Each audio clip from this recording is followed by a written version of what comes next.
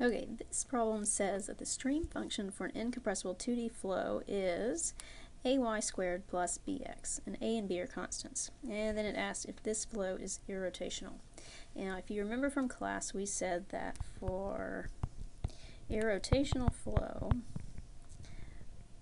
that the curl of the velocity vector has to be equal to 0. So the curl, remember, is the gradient crossed with the velocity vector. So the gradient cross of the velocity vector needs to equal 0 in order for this to be irrotational flow. So let's go ahead and write out the curl.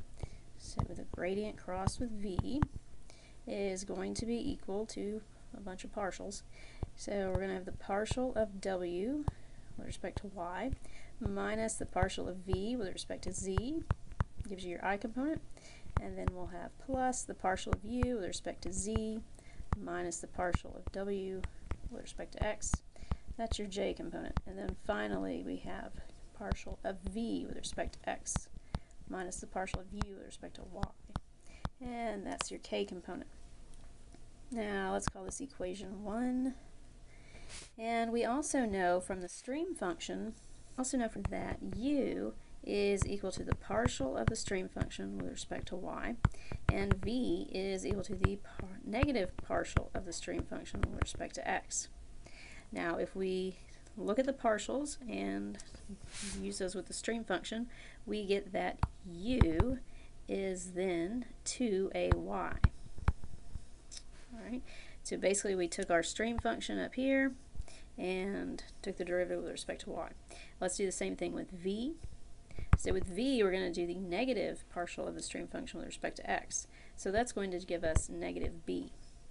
Now w is going to equal 0 here because we have 2D flow. So with 2D flow, we won't have that z component of velocity. Now if we go back to our equation 1 right here, we can say that the partial of w with respect to y minus the partial of v with respect to z is equal to 0. And we know that because we know that w, we don't have that, it's 0, and we don't have a z anywhere because, again, this is 2D flow, so that goes to 0. And then the same thing for the j component of this curl. So the partial of u with respect to z minus the partial of w with respect to x, that's also going to equal 0 because, again, we do not have a z component and we do not have a w. So obviously those go to 0. Now, that being said, we need this curl right here, the gradient cross with v, to equal 0. Now we still have this k component here, right? So we need to ensure that this k component is equal to 0. So let's write that out. So we need the partial of v with respect to x minus the partial of u with respect to y to equal 0. Alright, so now let's look at these partials. We have our u and we have our v right here. So the partial of v with respect to x is going to be 0, since v is just negative b. And then the partial of u with respect to y, that's going to be 2 times a. Now, if we plug this 0 and this 2a into this equation here, you can see that we get 0 minus 2a. That definitely does not equal 0.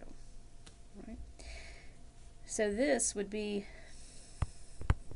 not irrotational unless a is equal to 0.